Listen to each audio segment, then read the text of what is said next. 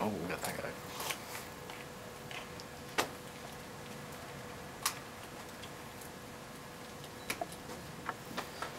Alright, well, today I'm going to tell you a little bit about a thing called techno. And don't get too excited, I know you guys all want to hear so much about it. Well, techno is something that not very many of you guys probably know about, but probably something that a lot of you can go the rest of your lives without hearing ever again. I know it's a little monotonous, drug out, but I'm going to teach you a little bit about it, why I'm so adamant on it, and just get this going. Oh, so techno. What is techno? Well, I'm a DJ of 6 years, and I've been a listener pretty much my whole life, and I'm going to teach you a little bit about it. The genre of music that many of us call techno is actually a subgenre of EDM, or electronic dance music.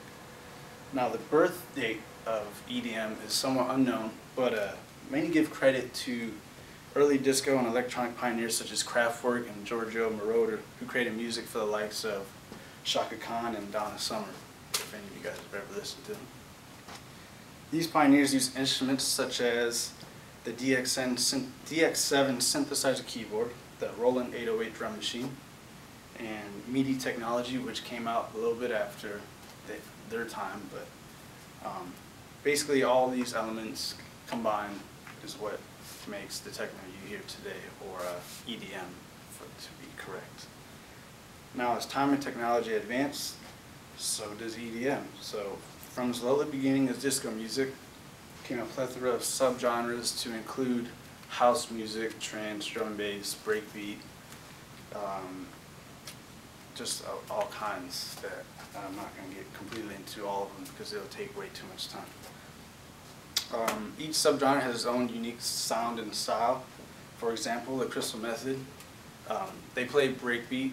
Now breakbeat is categorized as breakbeat because it has a kick drum and then a break, which is not similar to like a house track, which is it just has a constant kick beat, which is what probably annoys everybody. Anyone in here that if you hear it and you're trying to study, I know it bothers me too. But for example, like Tiesto will play, you know, a house, a trance track, and that's called Four to the Floor. Now I could go on and describe every subgenre, but that would take all day, and it would get quite boring for me and you. So just importantly, just remember that as important as every subgenre of EDM is, more important is the DJ's role in an EDM environment. Now, the DJ will play a pivotal role in any EDM type environment because pretty much the DJ will make or break any club experience. So if you have a bad DJ, you're not going to have a good time.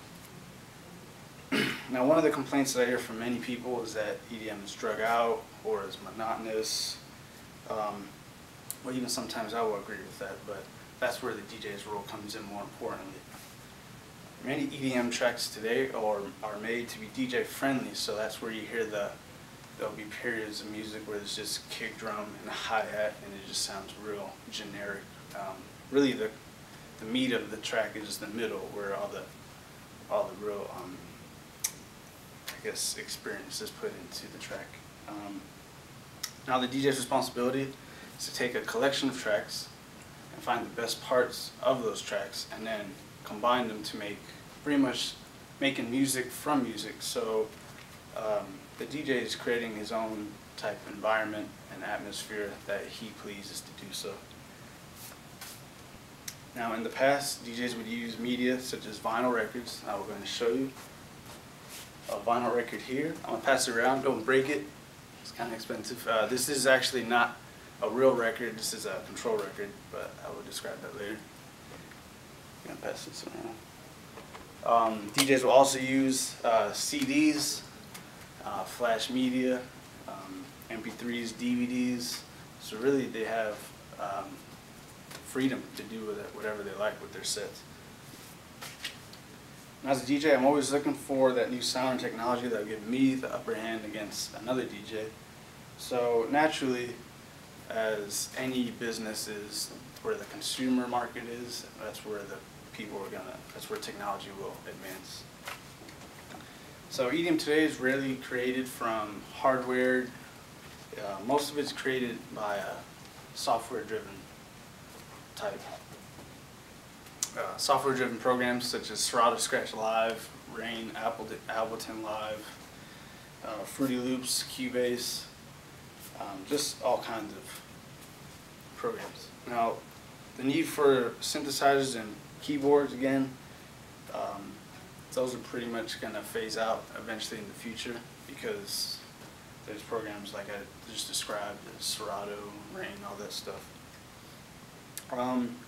So what we have to look forward to in the future is eventually a DJ will have control over everything, every sensory type thing that the human body experiences. So that could be sight, sound, feel, which is my ultimate dream, is where the DJ can control the entire club environment.